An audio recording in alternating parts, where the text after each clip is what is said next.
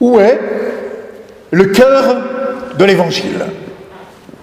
Le cœur du message, là où tout se résumerait, se concentrerait avant de se diffracter partout afin de tout irriguer. La théologie luthérienne répond, et nos 4 évangiles avec eux, par la croix. C'est à la croix que se révèle l'incroyable.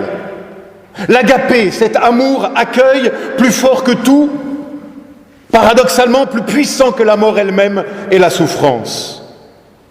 Et qui dit la croix dit bien sûr le matin de Pâques, qui vient donner à la croix justement tout son sens, toute sa lumière. Mais je me demande de plus en plus si en fait l'Évangile n'a pas 2 cœurs, 2 centres, 2 événements majeurs autour desquels tout graviterait. Et ce deuxième cœur, alors on aurait pu prendre l'image de 2 poumons, au niveau de l'anatomie ça aurait été mieux, mais symboliquement, le cœur. Ce deuxième cœur, que serait-il, me demandez-vous?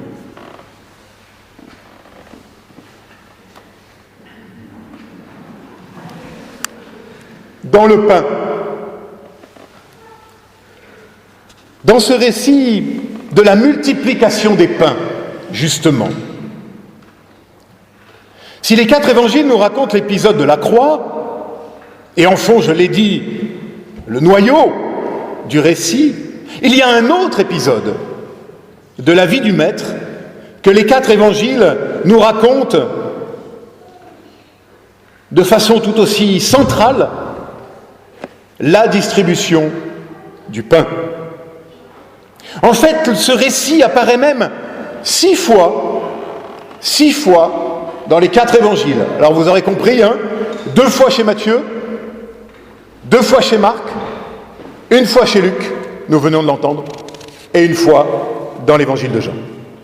C'est dire combien cet épisode a marqué la mémoire des premiers croyants en Christ, combien nos rédacteurs ont vu, oui, je le crois, le cœur, un des cœurs de l'Évangile. Ainsi, au centre, il y aurait ce récit qui dit un rassasiement possible.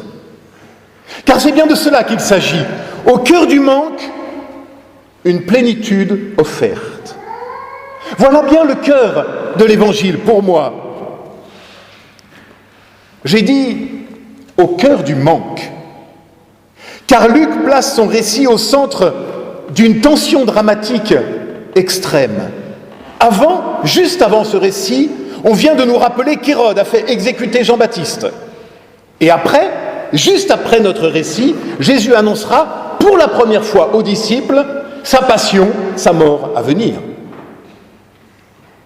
Le tragique est donc bien là, comme en arrière-plan de notre récit, et la foule qui se presse au pied du Maître dans un lieu désert ajoute encore d'une certaine façon à la dramaturgie. Le soir tombe, comment nourrir une telle foule? Pensez, 5000 hommes. Ainsi la situation se précise.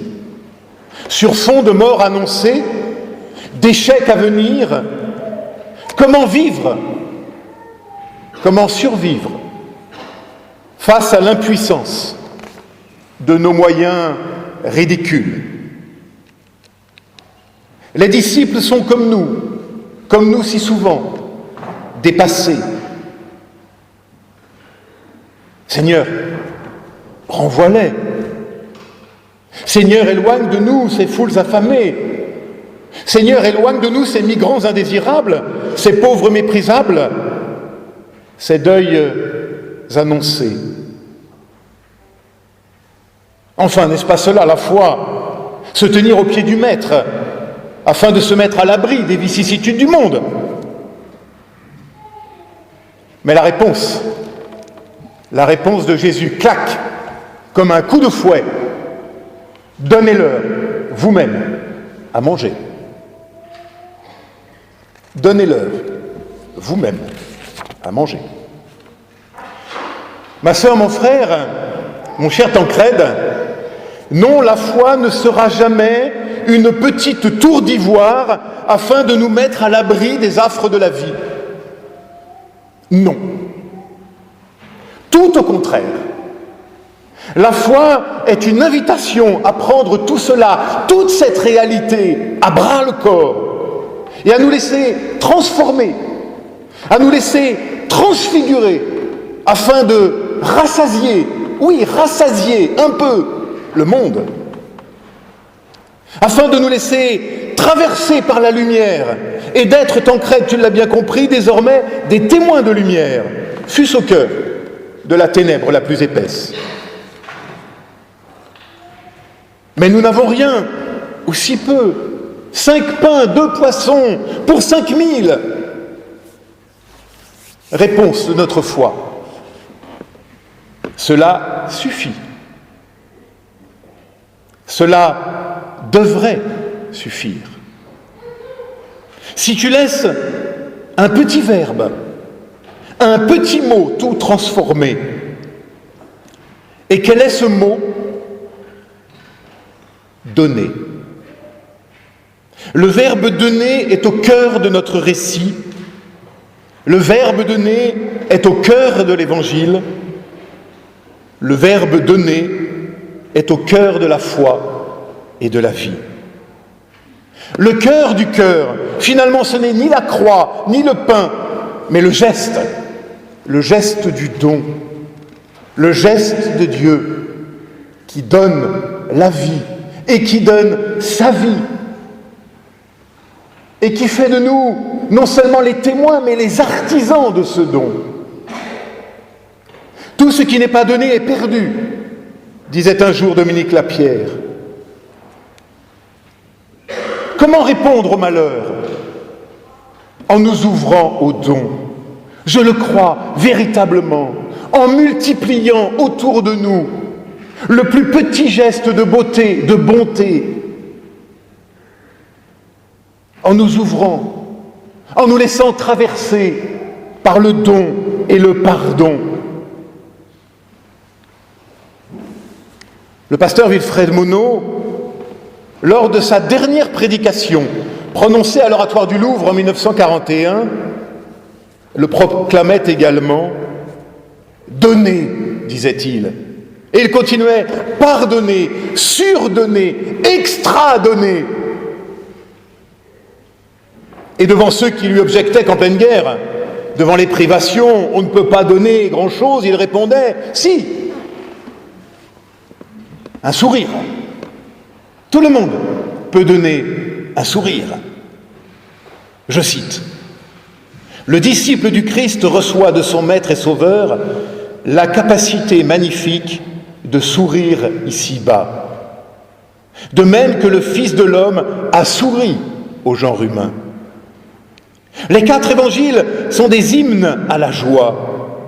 Le Nouveau Testament tout entier est une explosion d'espérance.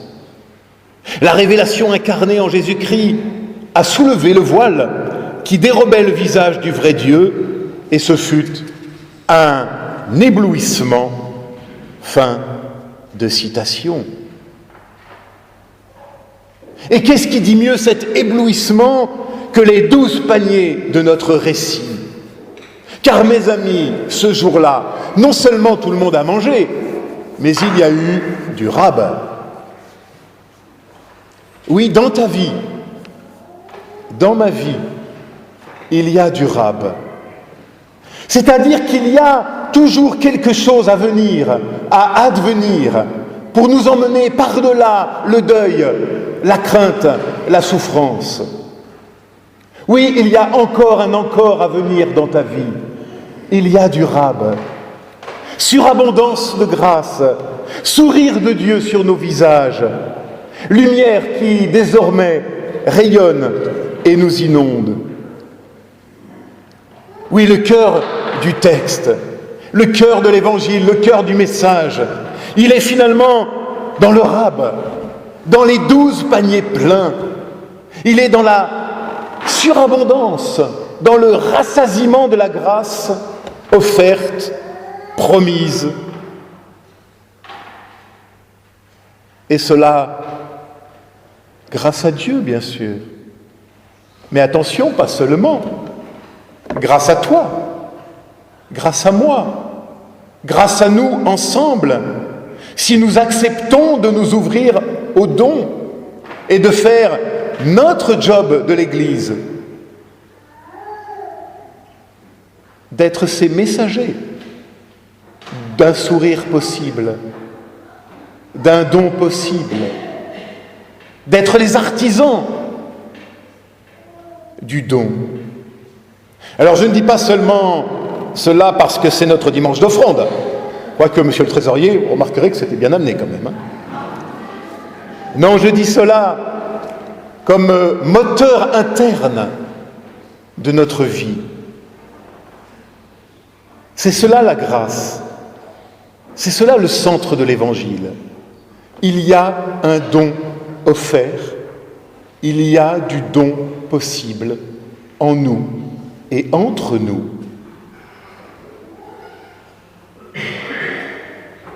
Une chose encore, par laquelle j'aurais pu et dû commencer peut-être ma prédication.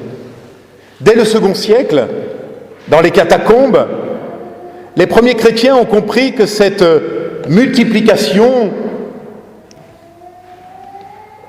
était une autre manière de nous parler de la scène. Qu'est-ce qui nous fait Église ensemble? Sinon, bien sûr, la parole prêchée, écoutée, reçue et le pain partagé. Dans l'Eucharistie, très beau mot qui signifie en grec le remerciement. Et si je disais en commençant que l'Évangile a deux cœurs, la croix et la multiplication des pains, nos cultes ont deux centres, la prédication et la scène. Et voilà la scène qui vient rendre présent pour chacun d'entre nous cette réalité que Dieu donne et se donne et nous donne le rassasiement possible, promis, offert, toujours à venir et pourtant déjà là. Voilà notre carburant, voilà notre trésor secret, voilà ce qui nous fait sourire, pour reprendre l'image de Théodore. Voilà le trésor que nous avons voulu partager un peu avec toi, Tancrède, et qui peut désormais illuminer ta vie comme elle illumine la nôtre. Ainsi soit-il.